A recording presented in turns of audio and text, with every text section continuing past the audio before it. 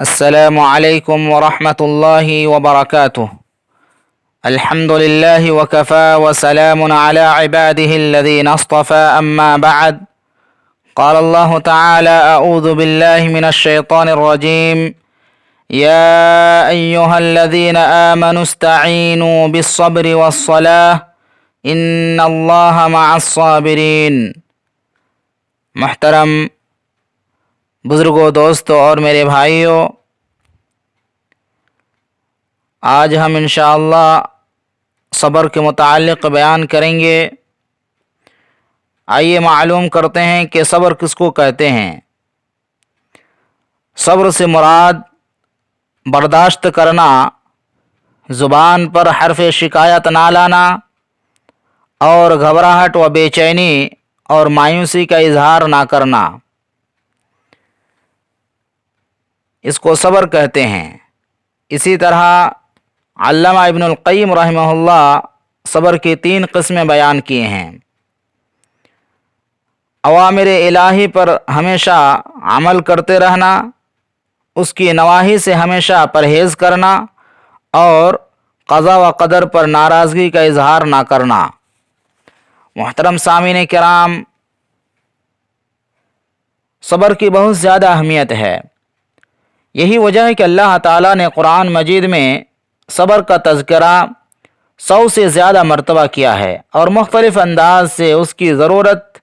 و اہمیت کو واضح کیا ہے، جیسا کہ اللہ رب العالمین اپنے پیارے نبی محمد اکرم صلی اللہ علیہ وسلم کو صبر کرنے کا حکم دیتے ہوئے فرماتے ہیں فاصبر کما صبر اولو العزم من الرسل ولا تستعجل لهم، کہ پس آپ صبر کیجئے جیسا کہ اولو العزم پیغمبر صبر کرتے رہے اور ان کفار کے بارے میں جلدی نہ کرے۔ اور کہیں اللہ تعالیٰ اہل ایمان سے مخاطب کرتے ہوئے فرماتے ہیں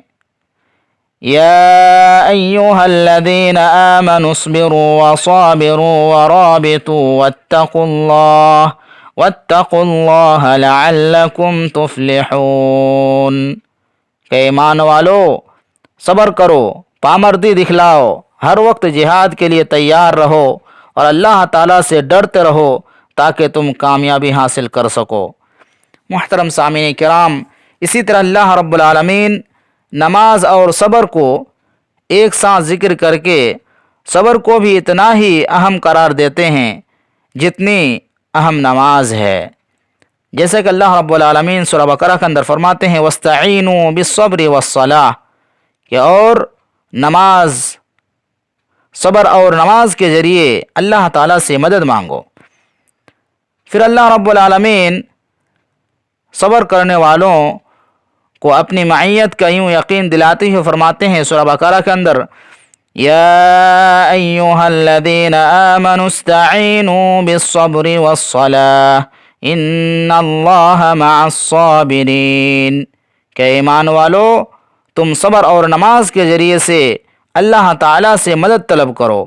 اور یقین کر لو کہ اللہ تعالیٰ صبر کرنے والوں کے ساتھ ہے۔ اور کہیں اللہ تعالیٰ صبر کرنے والوں سے اپنی محبت کا اظہار فرماتا ہے۔ اللہ رب العالمین فرماتے ہیں واللہ یحب الصابرین، اور اللہ تعالیٰ صبر کرنے والوں سے محبت کرتا ہے۔ محترم سامعین کرام، صبر کرنے والوں پر دنیا میں اللہ تعالیٰ کی نوازشیں اور رحمتیں نازل ہوتی ہیں، جیسے کہ اللہ رب العالمین سورہ بقرہ کے اندر فرماتے ہیں وَلَنَبْلُوَنَّكُمْ بِشَيْءٍ مِّنَ الْخَوْفِ وَالْجُوعِ ونقص من الأموال والأنفس والثمرات وبشر الصابرين الذين إذا أصابتهم مصيبة قالوا إنا لله وإنا إليه راجعون أولئك عليهم صلوات من ربهم ورحمة وأولئك هم المهتدون، کہ اور ہم تمہیں ضرور آزمائیں گے کچھ خوف و ہراس اور بھوک سے اور مال و جان اور پھلوں کی کمی سے، اور آپ اے محمد صلی اللہ علیہ وسلم صبر کرنے والوں کو خوشخبری سنا دیجیے، جنہیں جب کوئی مصیبت لاحق ہوتی ہے تو وہ کہتے ہیں ہم یقیناً اللہ تعالیٰ ہی کے ہیں اور ہمیں اسی کی طرف لوٹ کر جانا ہے۔ ایسے ہی لوگوں پر اللہ تعالیٰ کی نوازشیں اور رحمت ہوتی ہے، اور یہی لوگ ہدایت یافتہ ہیں۔ اس آیت مبارکہ میں اللہ رب العالمین ارشاد فرماتے ہیں کہ ہم تمہیں ضرور بالضرور آزمائیں گے، اور ہماری طرف سے آزمائش کبھی بھی کسی طرح سے بھی آ سکتی ہے، دشمن کے خوف کے ساتھ، یا بھوک و پیاس کے ساتھ، مال میں کمی کے ساتھ، یا اپنے پیاروں کی جدائی کے ساتھ، یا پھلوں کے نقصان کے ساتھ، یا اس کے علاوہ اور کسی انداز سے ہم تمہیں ضرور آزمائشوں میں مبتلا کریں گے۔ لیکن اگر تم صبر و تحمل کا دامن مضبوطی سے تھامے رکھو گے، اپنے رب کی تقدیر پر رضامندی کا اظہار کرو گے، گھبراہٹ اور بے چینی سے اجتناب کرو گے، کبھی کسی آزمائش کی گھڑی میں انا للہ و انا الیہ راجعون پڑھتے رہو گے، اس بات کا اعتراف کرو گے کہ ہم خود بھی اللہ تعالیٰ کے لیے ہیں، اور ہم پر اور ہماری اولاد پر اور ہمارے اموال پر بھی اسی کا حکم چلتا ہے، اور ہم قیامت کے روز بھی اسی کی طرف لوٹ کر جانے والے ہیں، اور ان الفاظ کے ساتھ مشکل سے مشکل تر حالات کو برداشت کر لیتے ہیں، تو پھر یقین کر لو کہ تم ہی اللہ تعالیٰ کی نوازشوں اور اس کی رحمتوں کے مستحق ہو، اور تم ہی ہدایت یافتہ اور راہ حق پر گامزن ہو۔ محترم سامعین کرام، اسی طرح صبر کے فوائد سے حقیقی معنوں میں مستفید ہونے کے لیے اس میں 3 شرائط کا پایا جانا بہت ہی ضروری ہے۔ پہلی شرط یہ ہے کہ صابر محض اللہ تعالیٰ کی رضا کے لیے صبر کرے، جیسا کہ اللہ رب العالمین فرماتے ہیں وَلِرَبِّكَ فَاصْبِرْ، اور اپنے رب کی خاطر ہی صبر کیجیے۔ دوسری شرط یہ ہے کہ بندہ مومن ہر قسم کی آزمائش میں اپنی زبان پر کوئی حرف شکایت نہ لائے اور کسی کے سامنے اللہ کا شکوہ نہ کرے۔ تیسری شرط یہ ہے کہ بندہ مومن ابتدائی آزمائش سے ہی صبر کرے، نہ یہ کہ ابتدا میں تو وہ خوب رو پیٹ لے اور پھر وقت گزرنے کے ساتھ ساتھ یہ دعویٰ کرے کہ میں بھی صابر ہوں۔ محترم سامعین کرام، جیسا کہ حضرت انس رضی اللہ تعالی عنہ بیان کرتے ہیں کہ نبی کریم صلی اللہ علیہ وسلم ایک عورت کے پاس سے گزرے جو ایک قبر کے پاس بیٹھی ہوئی رو رہی تھی۔ آپ صلی اللہ علیہ وسلم نے فرمایا اتق اللہ واصبری، کہ تم اللہ تعالیٰ سے ڈرو اور صبر کرو۔ اس نے کہا آپ جائیں اپنا کام کریں، آپ کو کیا معلوم کہ مجھے کتنی بڑی مصیبت آئی ہے۔ پھر اسے بتایا گیا کہ وہ تو نبی کریم صلی اللہ علیہ وسلم تھے، تو وہ فوراً آپ صلی اللہ علیہ وسلم کے دروازے پر پہنچی۔ اسے وہاں کوئی پہرے دار نہ ملا اور وہ سیدھی آپ صلی اللہ علیہ وسلم کی خدمت میں حاضر ہو گئی اور کہنے لگی میں آپ کو نہیں پہچان سکی تھی، اس لیے مجھے معاف کر دیں۔ تو آپ صلی اللہ علیہ وسلم نے فرمایا انما الصبر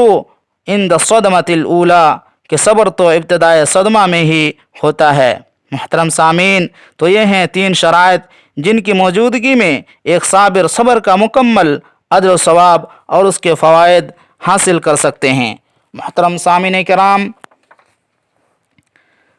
اسی لیے انسان کو چاہیے کہ ہر طرح کی آزمائشوں پر صبر و تحمل کا مظاہرہ کرے، جیسا کہ جسمانی تکلیفوں پر صبر کرنا۔ مختلف آزمائشوں سے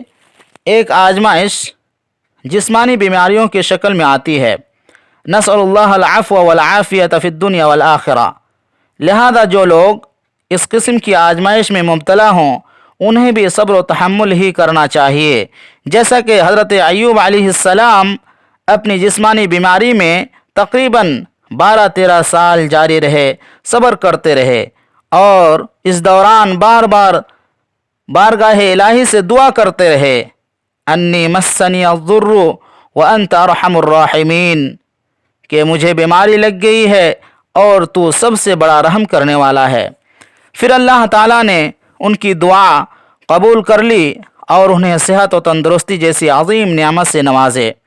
محترم سامعین کرام، جسمانی بیماریوں میں مبتلا حضرات کو یہ بات ہمیشہ اپنے ذہنوں میں رکھنی چاہیے کہ بیماری سے شفا دینے والا اللہ تعالیٰ کے سوا کوئی نہیں، لہذا ہر وقت اسی کے سامنے عاجزی، انکساری اور محتاجی کا اظہار کرنا چاہیے، اس سے عافیت کا سوال کرتے رہنا چاہیے۔ محترم سامعین کرام، اسی طرح لوگوں کی اذیتوں پر بھی صبر کرنا چاہیے، کیونکہ آزمائش بعض اوقات یوں بھی آتی ہے کہ لوگ خواہ مخواہ مسلمانوں کو پریشان کرتے ہیں، جھوٹے الزامات لگاتے ہیں، یا طعن و تشنیع کا نشانہ بناتے ہیں، یا برا بھلا کہتے ہیں اور مختلف القاب سے اس کا ذکر کر کے اس کی اذیت کا سبب بنتے ہیں۔ تو اس قسم کی آزمائشوں میں بھی مسلمان کو چاہیے کہ صابر ہو جائے، اس پر وہ صابر ہوں، اور اسے یہ بات اپنے ذہن میں رکھنی چاہیے کہ لوگوں نے تو امام الانبیاء حضرت محمد مصطفیٰ صلی اللہ علیہ وسلم کو بھی معاف نہیں کیا۔ کسی نے آپ کو مجنون کہا، کسی نے دیوانہ شاعر کہا، اور کسی نے ساحر کہا،